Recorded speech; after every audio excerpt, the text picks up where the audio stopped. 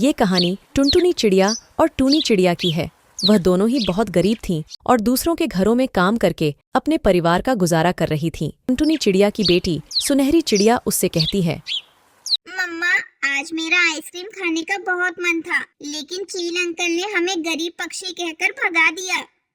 सुनहरी मेरी बेटी, आपको तो पता है कि आइसक्रीम खाने से जुकाम हो जाता है और आपका गला भी खराब हो सकता है, तो दोबारा कभी आइसक्रीम के बारे में सोचना भी मत।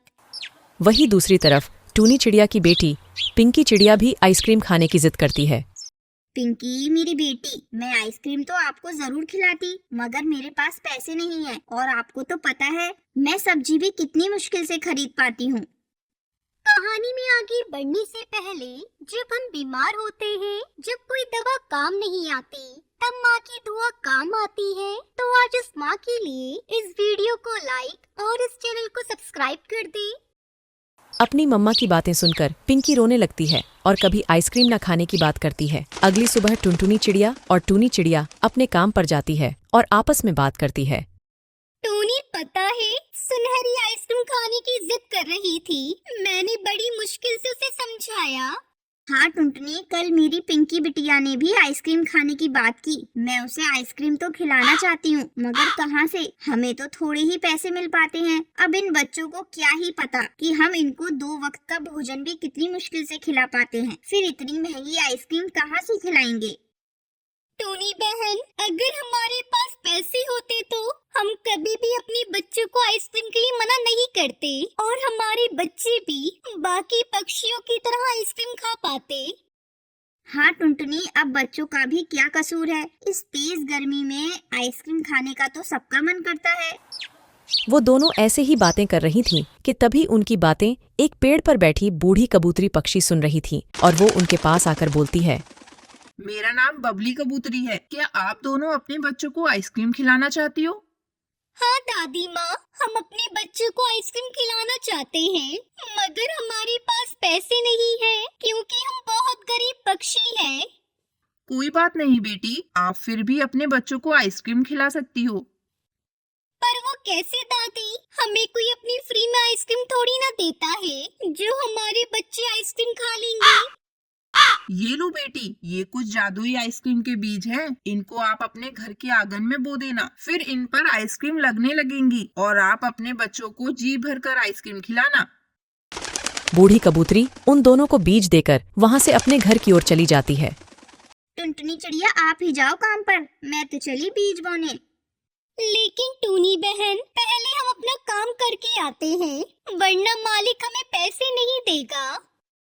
टूनी चिड़िया टुनटुनी चिड़िया की बात नहीं मानती और बीज बोने अपने घर के आंगन में चली जाती है और बीज बोने लगती है। अगर इस खेत पर सच में आइसक्रीम आ जाएगी तो मैं इन आइसक्रीम को पैसों में बेच दूंगी। टूनी चिड़िया मन ही मन बात कर ही रही थी कि उसकी बेटी पिंकी चिड़िया वहाँ आती है। मम्मा, आप ये क्या बो रही हो? बेटा, ये आइसक्रीम के जादुई बीज हैं जो मैं इन्हें बो रही हूँ। आप भी इनका पूरा ध्यान रखना, एक भी आइसक्रीम कोई फ्री में ना तोड़ पाए। हाँ मम्मा, मैं पूरा ध्यान रखूंगी, एक आइसक्रीम भी किसी को नहीं तोड़ने दूंगी। हाँ बेटा, हम फिर अपनी आइसक्रीम की एक दुकान खोलेंगे और फिर हम अमीर पक्षी बन जाएंगे।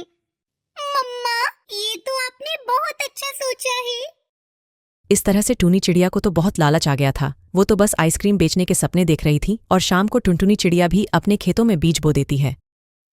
हे जादुई बीज, जल्दी से आपकी आइसक्रीम लग जाए, मैं अपनी बेटी को आइसक्रीम खाते हुए देखना चाहती हूँ। अब तक तो मैंने बस उसे आइसक्रीम के लिए तरसते देखा है।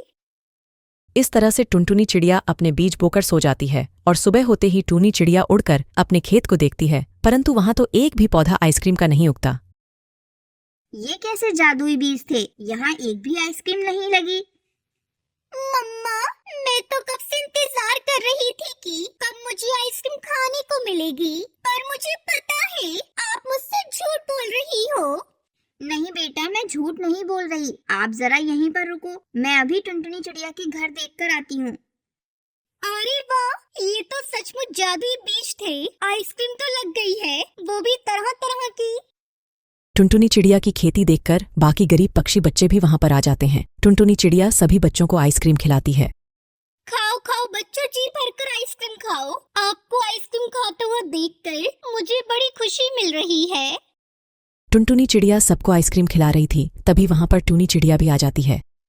टुनटुनी, मेरे खेत में तो एक भी आइसक्रीम नहीं लगी। लगता है उस बूढ़ी कबूतरी ने मुझे खराब बीज दे दिए।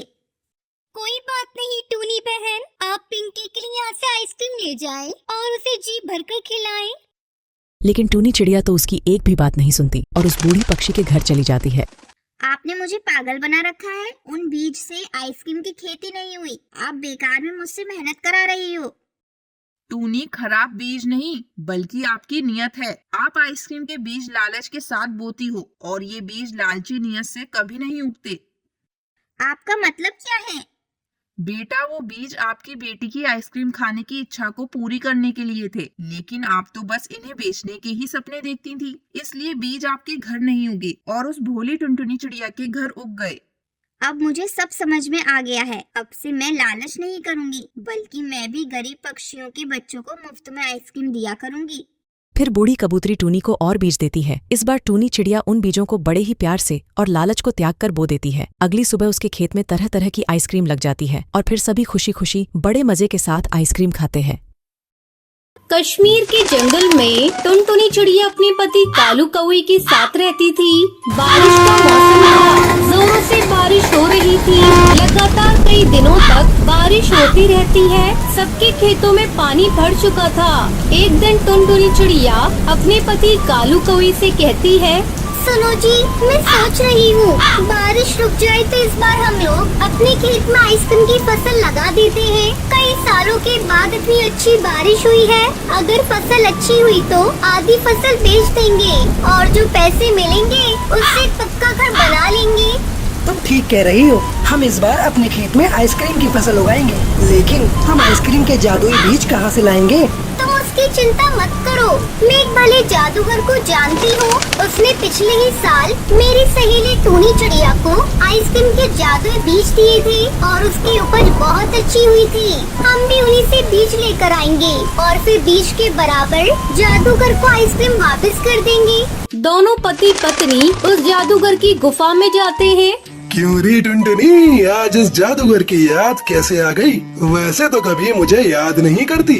जरूर मुझसे कोई काम होगा, तभी तू मेरे पास आई है। अब बता, मुझसे क्या काम है? क्या बताऊं भले जादूगर, तुम देख ही रही हो इस बार बारिश अच्छी हुई है। हम सोच रहे हैं कि इस बार अपने खेत में आइसक्रीम की फसल उगाएं, लेकिन हमारे पास इसके लिए आइसक्रीम के बीज है ही नहीं। अगर आप मुझे बीज दे देंगे तो आपकी हम पर बहुत बड़ी कृपा होगी। तो ठीक है, लेकिन तू समय पर मेरे बीज के बराबर आइसक्रीम वापस कर देना। ठीक है जादूगर, आप चिंता ना करें। जादूगर टुनटुनी चिड़िया को आइसक्रीम के बीज दे देता है। कालू कौवा और टुनटुनी चिड़िया बीज लेकर वापस घर लौट आते हैं। फिर अगले दिन टुनटुनी चिड़िया अपनी बेटी पिंकी के साथ खेत में बीज को बिखेर देती है। इस तरह कई दिन गुजर जाते हैं। एक दिन टुनटुनी चिड़िया कालू कौवे को खेत में भेजती है। कई दिन हो गए खेत में बीज डाले, जाओ एक बार जाकर देख लो कहीं बीज सूख तो नहीं गए। अगर बीज सूख रहे होंगे तो सिंचाई कर देना। कालू कौवा अपने खेत पर जाता है। वो देखता है सचमुच में सारे बीज सूख रहे थे। अरे ये क्या, ये बीज तो सूख रहे हैं। इससे तो सारी फसल ही खराब हो जाएगी। मुझे कैसे भी करके अपनी फसल की सिंचाई करनी होगी। ऐसा सोचकर कालू कौवा मुखिया के पास जाता है। मुखिया जी, मेरी आइसक्रीम की फसल सूख रही है। अगर आप मुझे पंप दे देते तो मैं अपने खेतों की सिंचाई कर देता। मुखिया कालू कौवे को पंप नहीं देता। अबे चल भाग यहाँ से, मैं तुझे अपना पंप नहीं दे सकता। मुझे भी अपने खेत की सिंचाई करनी है। कालू दुखी होकर अपने खेत पर वापस लौट आता है और किसी तरह पास वाली नदी से पानी लाकर अपने खेत की सिंचाई करता है। कुछ ही दिनों में कालू के खेत में आइसक्रीम की फसल लहराने लगती है। जब ये खबर मुखिया के पास पहुंचती है तो वो जल भुन जाता है और किसी तरह से आइसक्रीम की फसल को बर्बाद करने के लिए योजना बनाने लगता है। उधर टुनटुनी चिड़िया और कालू कौवा भी अपनी फसल पक जाने पर काटने की तैयारी करने लगते हैं। कालू जी, अब अपनी फसल पक चुकी है और इसमें से आइसक्रीम भी निकल आई है। अब इसे हम लोग बाजार में बेच देते हैं। फिर दोनों जल्दी जल्दी अपनी आइसक्रीम को इकट्ठा करते हैं और उसे अपने घर लेकर आते हैं। चलो जी, आखिरकार हमारी आइसक्रीम की फसल कट गई है। अब कल जाकर हम लोगों को जादूगर के उनके बीच के बराबर का फसल वापस कर देना होगा। फिर आराम से आइसक्रीम को बाजार में ले जाकर बेच देंगे। अब तुम जाकर जल्दी से मुंह हाथ धो लो, मैं तुम्हारे लिए भोजन परोसती हूँ। दोनों पति पत्नी भोजन करके सो जाते हैं। अचानक आधी रात को मुखिया उनकी फसल को चुराने के लिए उनके घर में घुस जाता है। खटखट की आवाज सुनकर टुनटुनी चिड़िया की नींद खुल जाती है और वो चोर चोर करके शोर मचाने लगती है। टुनटुनी चिड़िया की आवाज सुनकर सभी पक्षी इकट्ठा हो जाते हैं और मुखिया को पकड़ लेते हैं। किसी तरह मुखिया उन पक्षियों से अपनी जान बचाकर भाग जाता है और अगले दिन टुनटुनी चिड़िया कालू कौवे के साथ बाजार जाती है। आइसक्रीम ले लो, रंग बिरंगी आइसक्रीम। खट्टी मीठी आइसक्रीम ले लो, लाल पीली नीली आइसक्रीम ले लो। टुनटुनी मौसी, एक लाल आइसक्रीम मुझे भी देना। और इस तरह दोनों पति पत्नी आइसक्रीम बेचकर खूब सारे पैसे कमाते हैं। फिर सभी खुशी खुशी रहने लगते हैं।